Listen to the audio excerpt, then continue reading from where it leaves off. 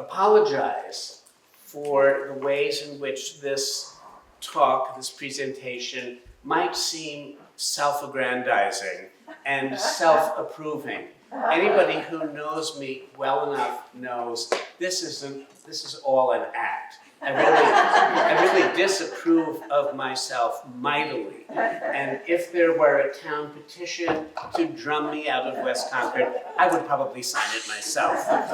But I do the job that's asked of me, and Dan wrote to me a couple of months ago and said, would I please come here? I said, I am sworn off speaking in Concord, Massachusetts for the rest of my life because everybody in Concord has heard me speak and most people wish they hadn't. But he said, oh please, oh please. And I said, if we can do this before December 18th, I will, because I'm retiring at noontime on December 18th from public life. I'm not retiring from writing, but I'm retiring from being paraded out like a seal that can speak 3 languages and juggle at the same time. But he said, we can do it the 17th, no problem. So he caught me, and you are responsible because he's here to serve you, and I understand he does it very well. Dan, thank you for the invitation, and thank you to the town offices who make this possible. Of course, it is no secret that one of the reasons I have been getting even more than usual attention this year is because of a little low-budget indie film that has brought in $500 million in the first 3.5 weeks. Yeah, not to my, not to me. No participation, just in case you're wondering. But it has made even louder a kind of musical noise that has surrounded my career for the last 21 years, ever since my best-selling novel of 30 years ago, before I moved, or the year I moved to Concord, Wicked was published.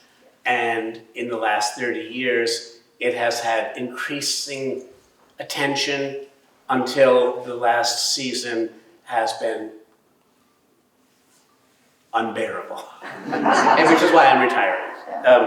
I'm actually quite a shy person, but I'm a Catholic, and I'm Irish, and so I'm glib, and I know how to lie, and I can behave like a person who isn't shy, and that's what you're seeing right now. I want to tell you a little bit about how, as a child, I came to the story of The Wizard of Oz, and I suspect that a number of you will raise your hands when I say, how many of you first heard the story of The Wizard of Oz through the television airing of the 1939 film? That's just almost everybody in the room. I have to say, my husband had not come across it. And the night before Wicked opened on Broadway, I said, you have to come. He said, well, I didn't really like musicals. I said, that's not the point. I'm your husband, and this is what spouses do for each other. You have to come. He said, well, I don't think I'm going to like it. I said, that's not the point. You have to come. And he said, well, what's it about? And I said, The Wizard of Oz. And he said, what's The Wizard of Oz? Well, he's American, but he was raised in Europe. He was raised in France, and he was raised in Paris, and Rome, and London, and Oxford, poor boy. And so I said, well, if you've never seen The Wizard of Oz, you have to see The Wizard of Oz before you see the musical Wicked. And he said, what's it about? And I said, shut up. And we watched it the night before. We took the train to New York, and he saw Wicked. How did I come upon that story? My parents in Albany, New York, were very strict people. They were strict, old-fashioned parents, like I bet some of you may have had. For instance, how strict their 7 children were not allowed to ride bicycles until we were 16 and had passed the New York State driver's license exam. We had to have a license to drive a car before we were allowed on a bicycle. They were so strict that they limited our family television watching. Now mind, we were a family of 7 children. They limited us to 1 half hour a week. Wow. And on Sundays, we had to vote for which half hour in the upcoming week the TV would be on. And I mean no disrespect to our beloved system of democracy when I say almost every week the winner was Gilligan's Island. Draw no analogies here.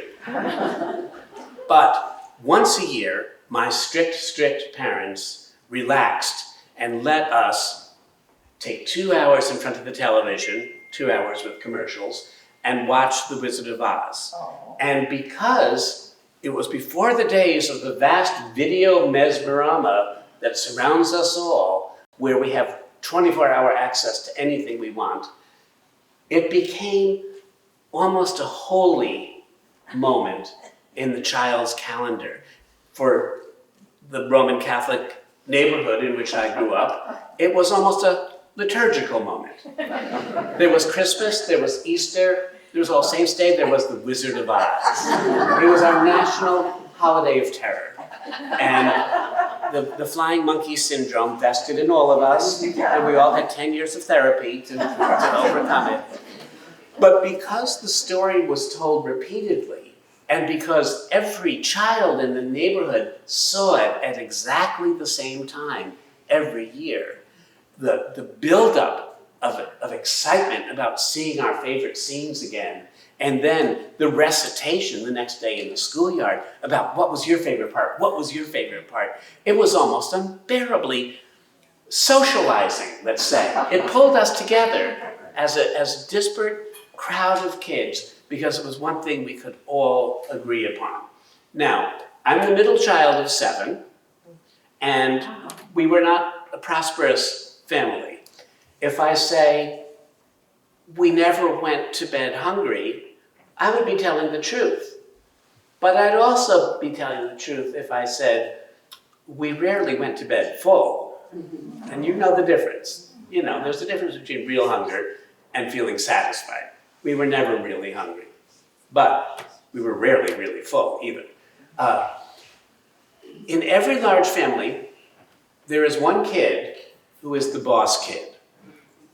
And I was the boss kid in my family. I was the middle child of 7. There was a tragedy in my family when I was growing up. I apologize to my neighbors who are here on either side of me on Upland Road for revealing family stories I've kept hidden from you for 30 years. But there was a tragedy in my childhood. My birth mother died in childbirth when I was born. And I was placed in an orphanage for a couple of years until my father recovered from his heart attack, collected his children from their postings, decided not to let me be adopted, although there had been a few misguided offers, and pulled us back together, marrying my birth mother's best friend from childhood. The way you do in little Italian villages or little West of Ireland villages. If you don't have a sister of your wife, you marry the next best thing, their best friend. And so we were raised as a family of 7 with a mommy and a daddy. And I was the middle kid and I was the idea kid. It was my job to decide what we were going to do when we had spare time, which wasn't often. I would gather people in the backyard, and especially the weeks after The Wizard of Oz was shown, I would say, people, listen up, over here, this way. We are going to do The Wizard of Oz today. Now, I will do the casting because I'm in charge. And you can be Dorothy, and you can be the Wicked Witch of the East, and you can be the Wicked Witch of the West, and you can be the wizard, etc., etc. And here's our backyard. Grandma's porch is going to be the house that falls on the Wicked Witch of the East. It has that nice hole underneath it where the munchkin can go underneath and stick his legs out. He can be the Wicked Witch of the East and gets killed. And the lilac bush over here can be the tornado, because you can climb up in it and go, whoa, and twirl around and make a lot of noise. And we didn't need scripts because everybody knew the story. We had just watched it the night before or Saturday night.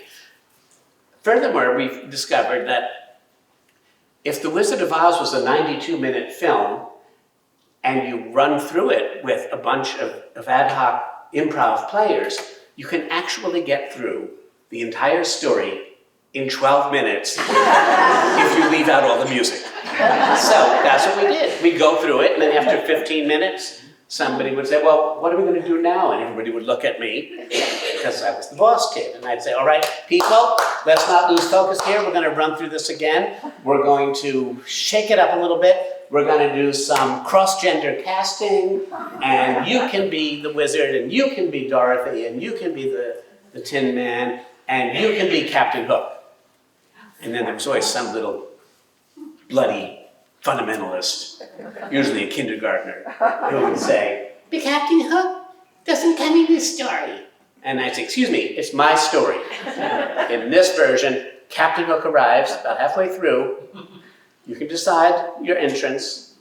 You meet the Wicked Witch of the West. You fall in love. You have twins. And you call them Little Hookums and Little Snookums. And the ice skates can play the twins. So what I discovered back in first grade or second grade is that if you take commonly held material and you change just one little gene of it, the story cannot be the same. The story cannot be told the same. It cannot end the same. You begin to own it.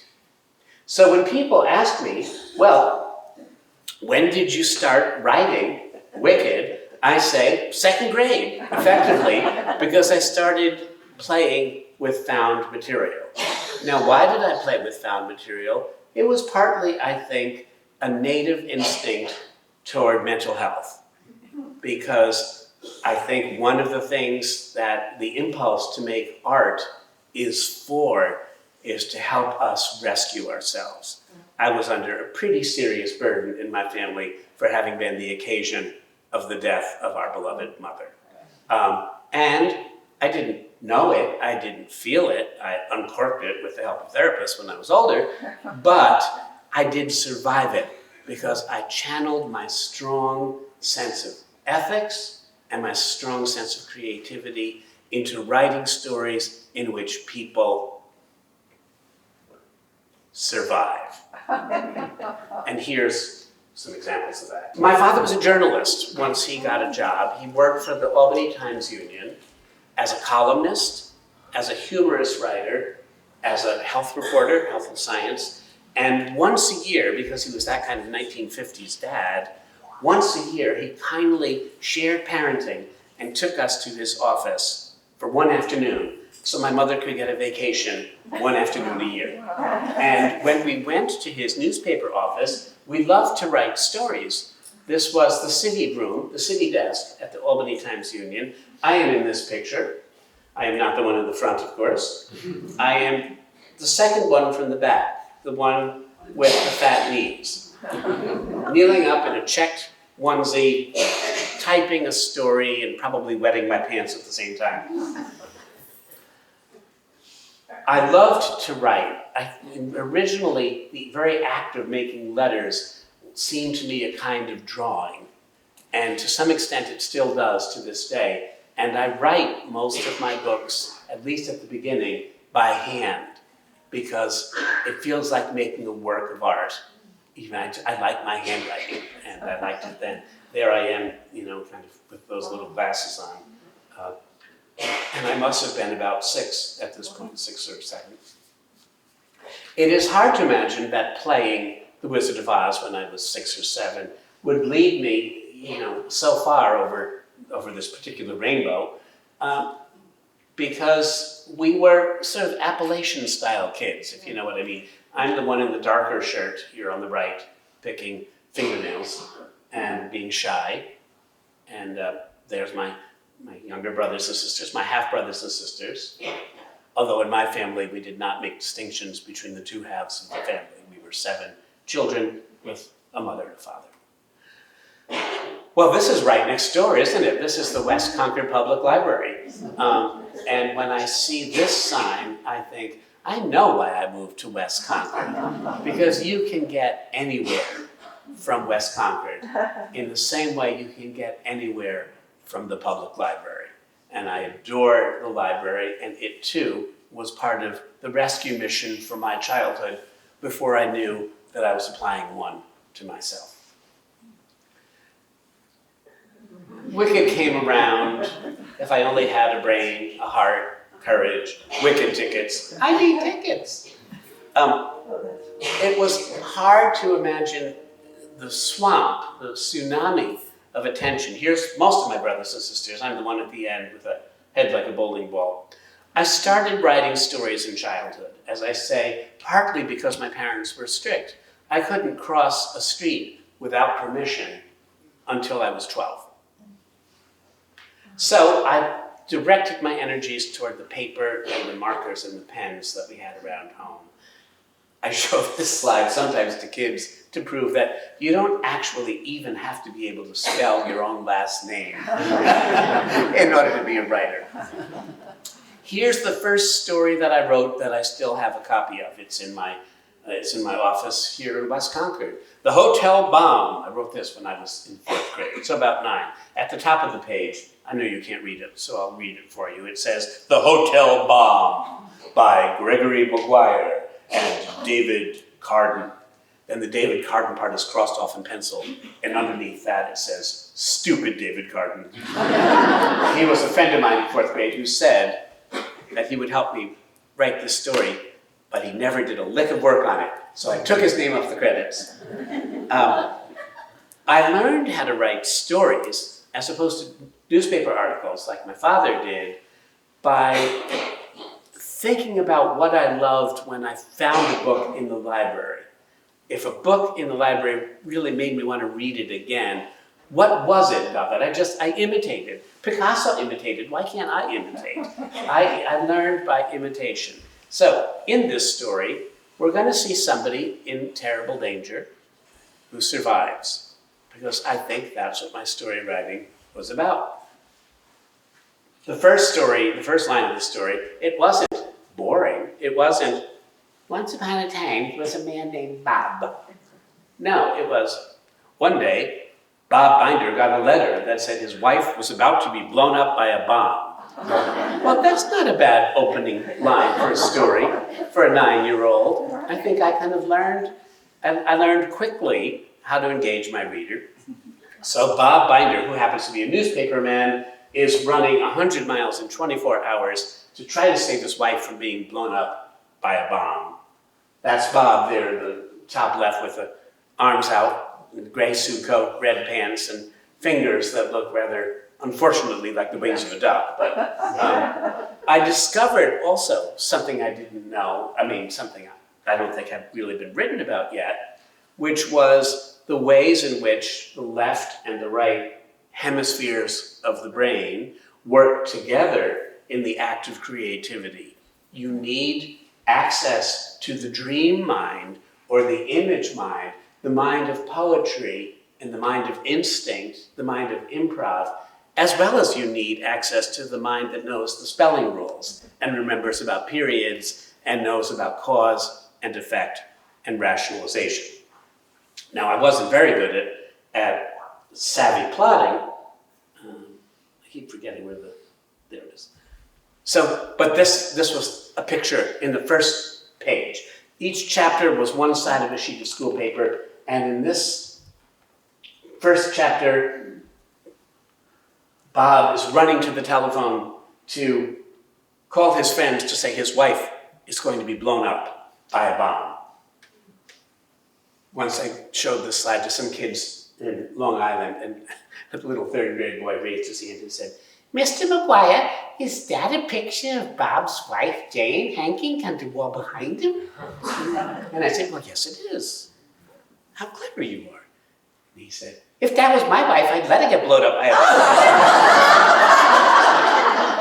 said, well, I hope you enjoy the prison recovery literacy system.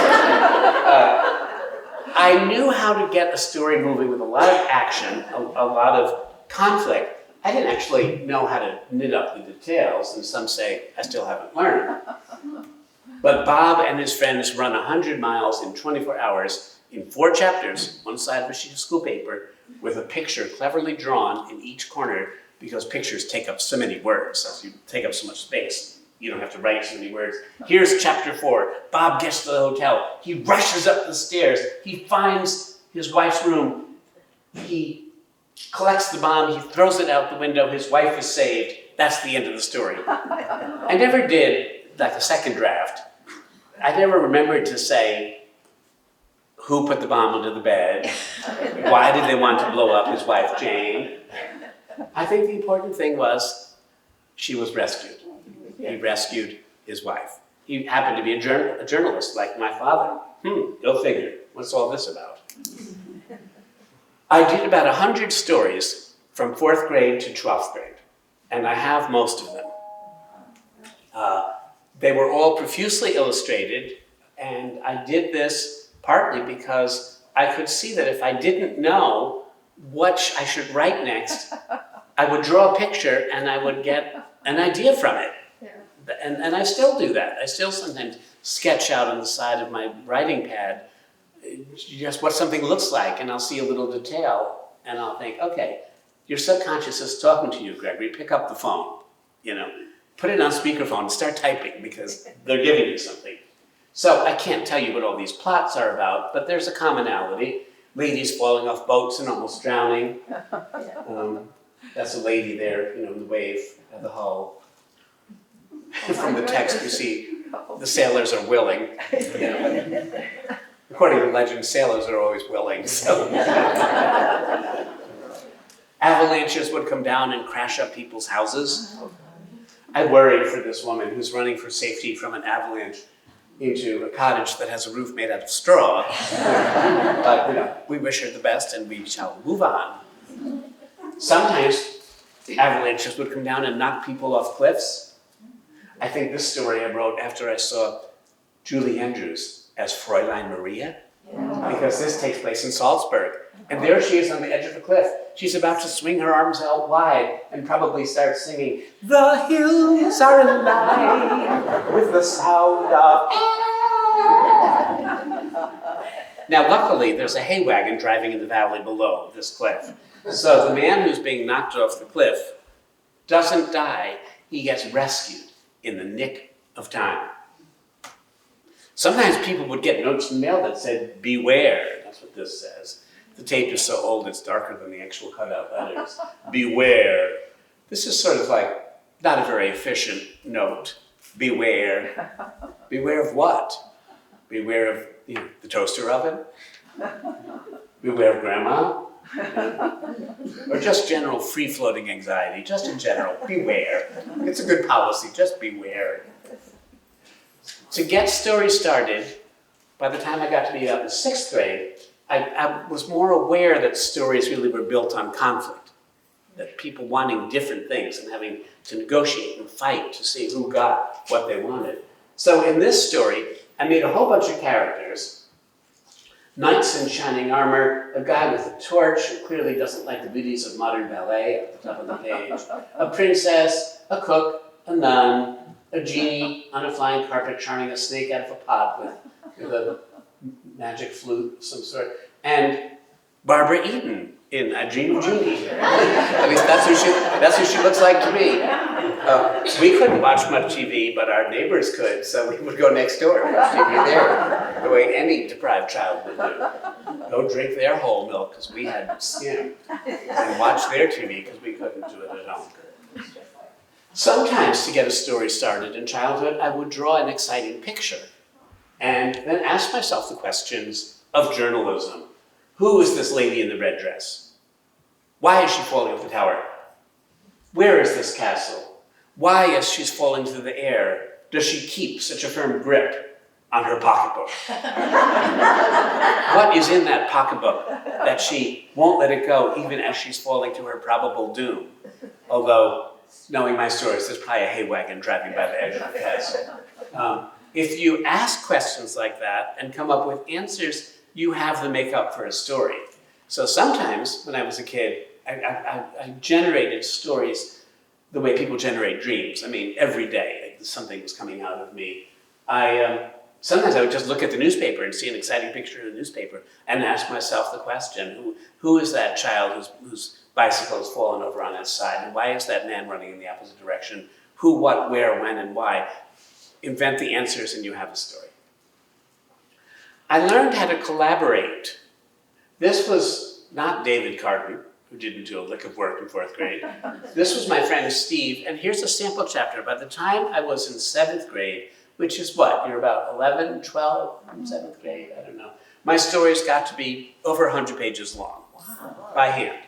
Partly because I had a collaborator. We would do it like table tennis, collaborate. I would write 2 or 3 pages, bring the binder to school. He would take it home, write 2 or 3 pages that night, bring it back. And that way, I learned both industry and I learned the success of completion, the satisfaction of completion, especially of a longer story.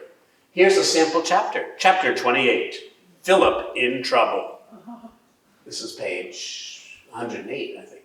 Then Philip did a foolhardy thing. He swung open the plane door, jumped out onto the wing of the stolen plane, opened the door of the plane, grabbed Darlene, that's his girlfriend, lost his balance, and hung precariously onto the plane wing. See, there they are. Philip and Darlene. Yes, Philip really is in trouble. Especially because Darlene is hanging onto him with her teeth. Oh, this is page 86. I misread it. Page 86. Page 87, the plane crashes in the airfield nearby. But Philip and Darlene have unusually strong ankles, and they managed to have leaped to their safety into a hay wagon that was driving by the airfield. While the only other person in the plane, the pilot, is doing a capable backflip out of the cracked cockpit window. So nobody dies. Nobody dies. They just come very, very close. Satisfyingly close. I began to put on airs because the other side of the tracks in upstate New York, in North Albany, was not romantic enough for me. So I started writing stories that took place far away, all over the capitals of Europe. Episode in Rome was a story about a woman whose job it was to make sure the TV reception for the Pope was up and running. And why? And why? Because there was a little secret Vatican recording studio under the dome of St. Peter's, and he was broadcasting shows into communist Russia. And he had shows like Pope operas, I suppose, or a talk show. It wasn't Popra, because Oprah hadn't been invented, but it could have been Popra. Popra, when nuns go bad. Very, as I say, very Catholic in origin, but always something exciting happened, even in the Vatican. Grecian Nightmare took place in Greece. I'm Irish, but I'm also part Greek, so I like setting stories in places I could imagine visiting someday. Something is Rotten took place in Denmark. I think this lady stole her hairdo from Laura Petrie. And her necklace from Wilma Flintstone. Sunrise by Sin. Oh, was I getting pompous or what? Well, I was in middle school. I wanted to be impressive. Sunrise by Sin, a quote from Shakespeare. Maybe you recognize it. I didn't know it, but it's some rise by sin, some by virtue fall. I love that. Some rise by sin. Sounds like a book. Let's write it. Okay, some rise by sin. But how does one rise by sin when you're a 7th grade undereducated Catholic boy? I wasn't really sure. I was trying to write more adult. I wrote a scene of passion and romance under the willow trees. The willow trees are a good deal larger than the passion and romance, which is pertinent for a 7th grade boy. There's a little woman in pink in the bottom left. I love you, John. I love you, Margaret. I love you, John. You already said that, Margaret. Well, John and Margaret are getting bored. And one of the rules I had as a writer is that if I was boring myself writing a book, I would be boring the reader. So I turned the page and I made something more exciting happen. John and Margaret got new jobs as trapeze artists in the circus. Yes. And they're swinging back and forth, and I look at this picture now and I think, why, Margaret, you're about 4.5 months pregnant, aren't you? But women are working a lot later than they used to. And Margaret's former boyfriend also works for the circus. He's not happy that Margaret and John have taken up. And so when she goes flying through the air toward his hands, he goes, oh no. And now we know how some by virtue fall. Luckily, there's a safety net. And she bounces back fast, the way some women do. And she's in the practice of packing a pistol in her pantyhose. So the chapter has a happy ending for her. I tried branching out because I had younger brothers and sisters, and because we were all pathologically bored with our strict lives. We were like the Bronte children on the moors. I mean, we really were unusually repressed.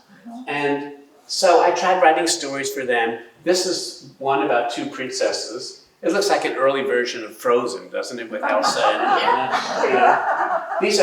These are two sisters named Anna and Joan, but they look like Nazi stormtroopers in drag, marching across the palace floor.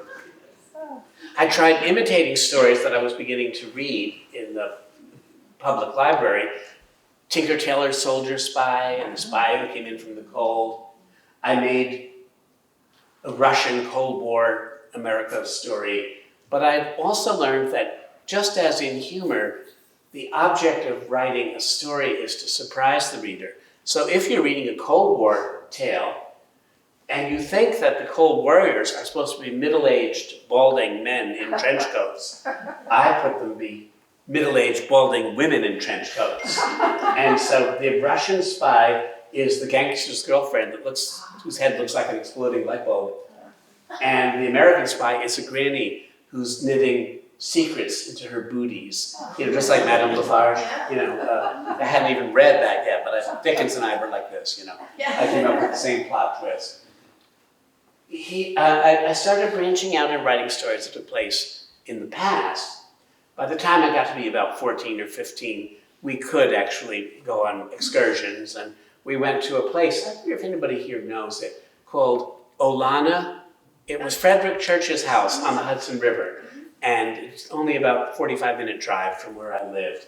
And it's a Moorish Gothico-Byzantine fantasy of a mansion built in about the 1870s or 1880s overlooking the Hudson. And that's actually my memory of what the main staircase looked like in Olana. So I tried writing stories in the American past. Slaughtered, and I really mean slaughtered, get back downstairs, go, now. So he's going. I admired the vigor of, making people always be off balance. I think it made pictures kind of more interesting. So this guy, whoever he is, he goes and he gets on the horse and rushes down to the village to tell them that the Hudson is rising. They're all going to drown if they don't go to higher land.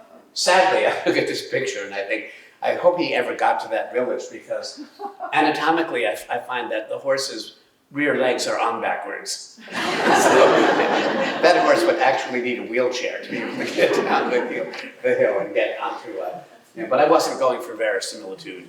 I did know there was something a little bit wrong with it, which is why I smushed it all up in the rainstorm so people wouldn't actually look that close and criticize it. My characters began to be interested in Broadway. Now, isn't this interesting? We're seeing some converging lines here. These are two CIA agents in disguise as Broadway stars. And here they are in multiple photographs taken from their big Act One number. The woman in the red looks like she stole her dress from Carol Channing in Hello, Dolly. I liked musical theater. I had begun to pay attention to it, and one of the kind things my second mother did for me was bring me to see The Sound of Music on Broadway when I was 6. Wow. So I couldn't believe the spectacle of the music and the delight of it. Couldn't follow the story at all. Every time people clapped for a number, I would start putting on my boots because I would think the play was over and we would have to go home now. But these characters still, even though they were Broadway stars, on their nights and weekends off, they snooped around back porches of homes on the West Side, lost their shoes, fell off balconies. Luckily, there was a hay wagon driving down West 57th Street. Then, a very important day in my life, when I was about in 5th or 6th grade, I discovered the Narnia books, the Narnia Chronicles. They were not particularly popular at that time that I discovered them. I just came across them in the children's room of the library. The way you do when you actually meet the person you're going to fall in love with. I saw The Lion, the Witch, and the Wardrobe, and I thought, well, here's a collection of stories. And I opened it up and I realized it was a whole book about these characters, not just a story that was over too fast. That was my introduction to fantastic literature on the page, as opposed to The Wizard of Oz on TV. And I loved it. So I invented my own magic land called Flyan, which was stuffed to its unprotected borders with elves and dragons and witches casting spells, but was ruled throughout by a rather loudmouth queen named Ethel Berman. She used to stride around the palace singing at the top of her lungs, and they had to hire a witch to put a spell on her to get her to lower the volume a little bit so they could all get some sleep. So you see the confluence of fantasy and Broadway. It's starting to come together even before I'm out of middle school. This is the last one of the childhood stories I will show you, The Nash Manhattan. I'm sure this was a ripoff of Arthur Haley's Hotel. You know, you can read those what they used to call drugstore paperbacks that you could get on the spinning rack and were cheaper than. They didn't even have mass market paperbacks when I was a kid. So I mean trade paperbacks. So you would get these paperbacks in the drugstore for 95 cents. I'm sure I read Arthur Haley's Hotel, and I imitated it. This is a Midtown Manhattan hotel, the Nash Manhattan. This is the first book I ever wrote in which I actually had kids as characters. Up till now, my characters had all been, grown-ups having, Gothic romances. And by the time I was getting old enough to try a Gothic romance for my own, I started writing about kids. It shows a lot about repression. So here are two kids descending on the side of a hotel on the 50th floor, trying to break into a room on the 48th floor to steal back a teddy bear that has been stolen from them. The nightclub singer in the rooftop restaurant is having a glass of Alka-Seltzer because she can't believe she's seeing two kids on the outside of the skyscraper. The great final scene is where the two burglars who stole the teddy bear are being chased out of the hotel and down the street by a convention of nuns who have checked into the ballroom for their annual convocation. They tie them up with rosary beads. There is a virtue to keeping notes, and if I had more time with you, I would actually be really interested in hearing how many of you do journaling at this stage in your lives. I got hooked on journaling by the novel Harriet the Spy, which I read when I was about 11. I started a journal when I was 11, and at the age of 70, I still write in it. I have over 3 million words of my lifelong journal. It's one of my life's jobs. I don't write every day. Sometimes I might write only 12 times a year, but I keep the story of my life up to date as best I can. But you can go overboard. Let's be realistic here, people. Let's keep the brakes on. This is a list of everything that I ate for dinner in the year 1969. I will say no more. I pushed on every frontier that I could think of to be creative. We couldn't make movies. We weren't the kind of rich family whose kids had a Super 8 projector or a camera. So in order to make a movie for my mother once for her birthday, I scripted it, I cast it, I collected the props, and marched my cast down to the Woolworths where we filmed the movie in one of those booths where you can get 4 pictures. It had 6 reels, and this was the best reel, reel number 2, where the widow lady whose mortgage is being foreclosed on says her famous line to the villain, "You can take my baby, but not me." And she throws the baby in his face. My sister Annie is having a good time playing the part of the widow lady. She was about 8. And the baby was played by a baby doll rather than my brother Joe. Which was good because it went sailing through the curtains of Woolworths and over the heads of 6 cashiers. And the whole family was cordially invited never to come back to Woolworths again. And where's Woolworths now? I kept drawing through high school and through college. I didn't know what I wanted to be in adult life.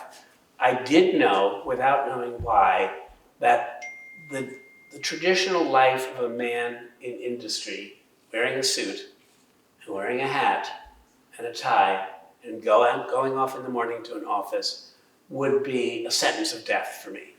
I didn't know why, but I knew I wouldn't be able to do it. And so I pushed creatively in music, in art, in drama, in storytelling, in poetry, everything I could think, pottery, weaving, everything I could think of to do, I tried my hand at. This, I'm going to start galloping now because I want to leave a little bit of questions. This is the first page of my first published book. I got the idea when I was in high school. I wrote it by hand when I was in college. Oh, whoops. And it was published when I was 24 by Farrar, Straus and Giroux in New York City. So I've been published for 46 years. And I've done about 42, 43 books in those years. I was talking earlier about my journals. I kept them by hand until 12 years ago when my second mother died, and then I converted to the computer. Here's some proof of it. Volume 29, Volume 1, Volume 27, Volume 53. The first volume was 1970, and Volume 53 was 2012. So you can see now it's all on the computer. And there they are. Those are my handwritten journals, which will go to the university archives when I'm gone. And there they are all typed up, because I took 3 years to type them during pandemic. What else were you going to do? I'm going to skip through some of these. That's my first book when I was 24. And again, I'm not here to advertise my books. But I did 16 children's books before coming to Wicked.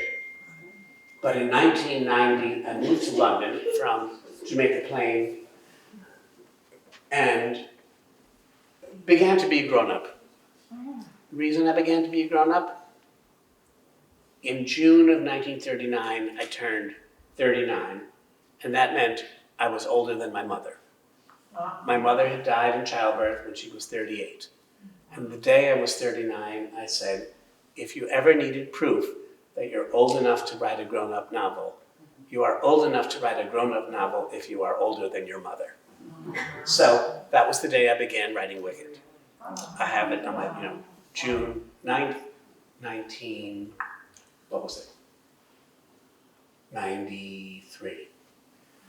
I had remembered The Wizard of Oz. I'd remembered playing it in the backyard.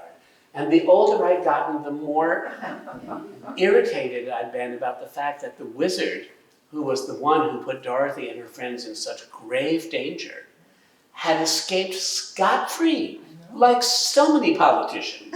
And he had said to Dorothy in the film, and I think even in the book, when she said, "You're a bad man," he'd said, "I'm not a bad man, I'm just a bad wizard." And she said, "Oh, okay, got it, thanks, bye." She did not call him to account for the danger he had put her through. And my younger brother, Joe, says that I was a kind of moral savant in childhood, that not just was I the idea guy, but I was the person people came to when they couldn't figure out what was right and what was wrong. I'm not sure if he isn't just flattering me, but it's true that things that were wrong did rankle me, and I noticed them, and I tried to take efforts to try to resolve them, even as a middle schooler. So I decided I'm 39, it's time to put on my big boy boots and write something about right and wrong. Write something about doing the right thing against all of the odds and accepting the responsibilities and the curses and slurs and slings that will come your way. I thought of the Wicked Witch of the West and thought, well, my gosh, everybody knows who she is. And this is my inspiration. If I've been waiting to be a grown-up to get inspiration, I always thought it was going to be the Virgin Mary coming down out of the clouds, you know.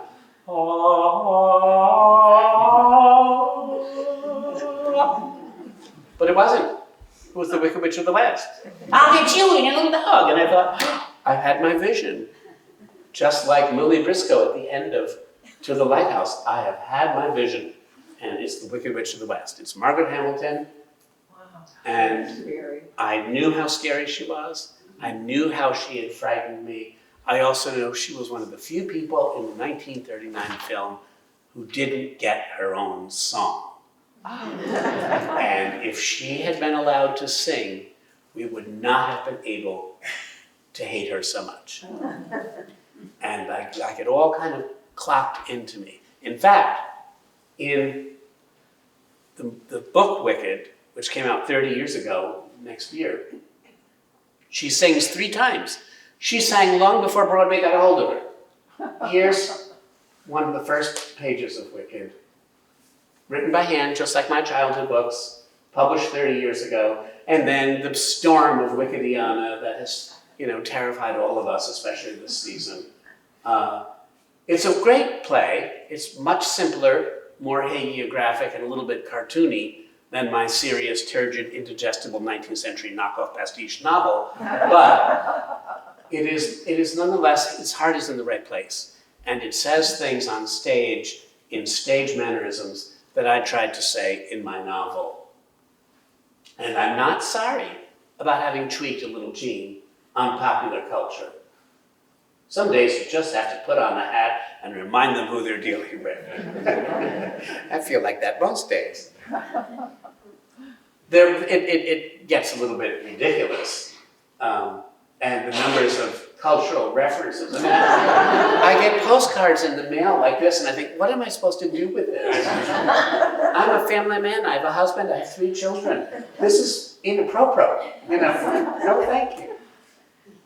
But it's all over the place. I can't escape it. My kids can't escape it. My kids thought that every family in Concord had their own private family musical. And this is just self-aggrandizement, so, The Simpsons, it's just everywhere. Oh, but I will show you that one. That's me wearing Joel Grey's coat as the wizard. For a while, we were the same size. I've grown more portly. And then this is a gallery of the famous with J.K. Rowling and Kristen Chenoweth and Maurice Sendak, Katie Lang, Idina Menzel, and the President of the United States. But the kids are the ones that I really care about. This is my bragging portfolio. The fact that kids have taken to the story and know what it's about. I'm going to just flip through these because we are. Wicked has been on Broadway for 21 years. Wow. It's the 4th longest running play in the history of Broadway. It's the 10th longest running play in the history of the West End in London. And it was number 1 on the New York Times bestseller list yesterday. So, big mistake to show me a movie when I'm 6 years old and say, can you do something with this? Thank you so much.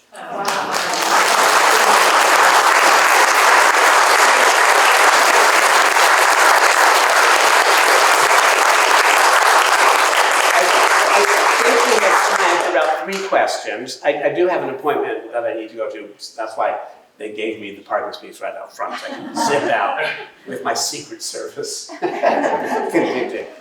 we'll have about 3 questions, and then if a couple of you brought books, I'm happy to sign a few books if you have them with you. Yes, please. Yes.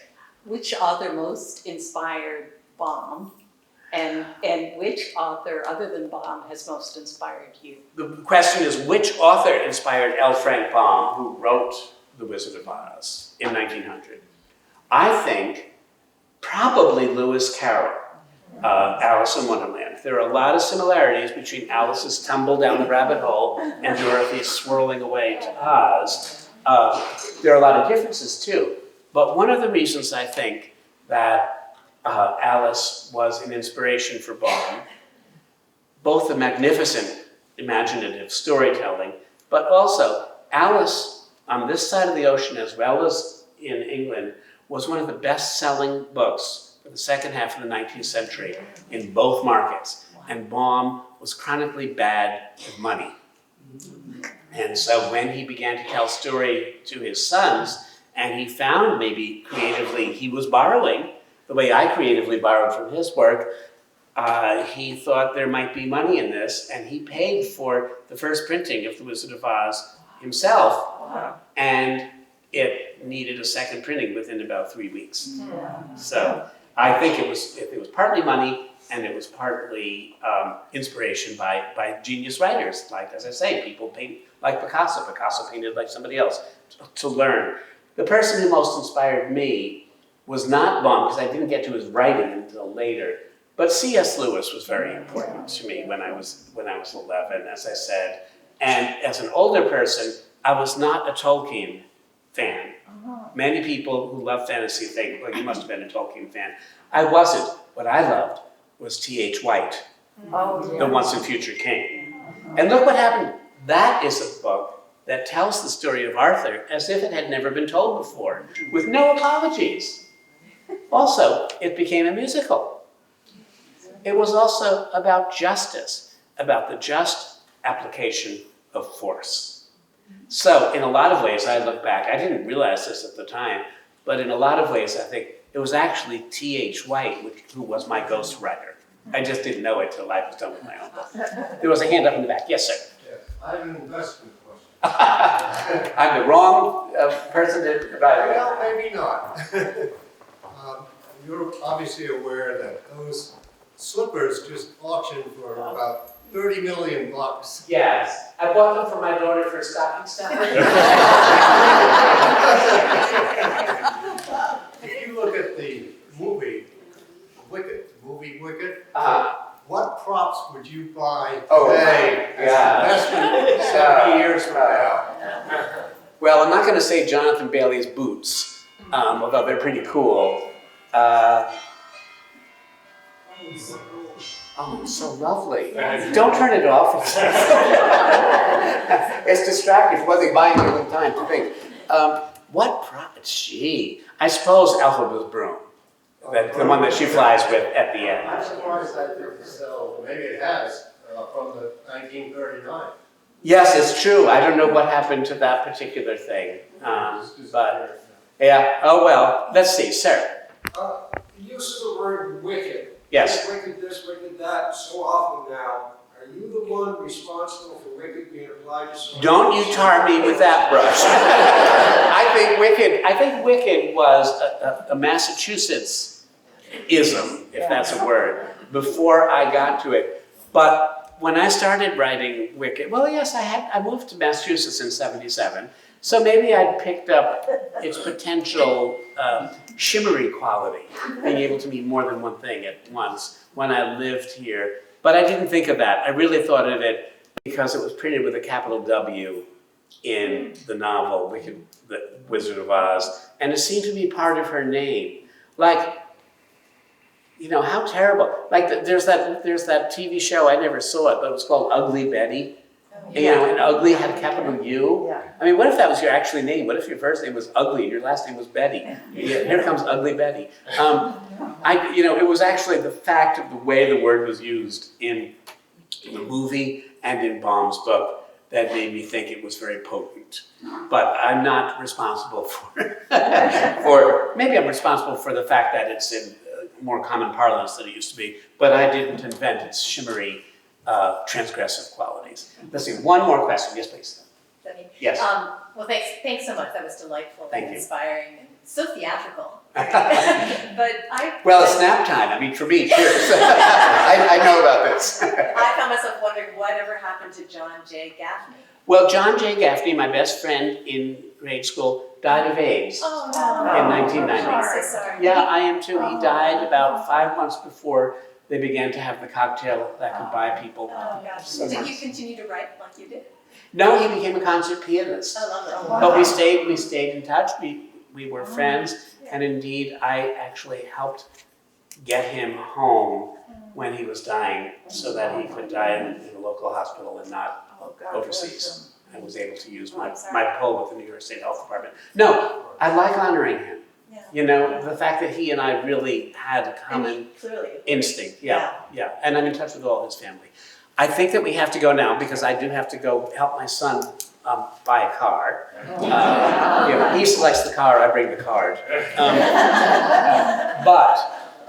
But if a few of you have books, and I did say I would sign a couple of books. So if you have books, should you come forward? Is that, yeah, and I'll do them right here. And thank you very much again. Thank you, Greg. Thank you.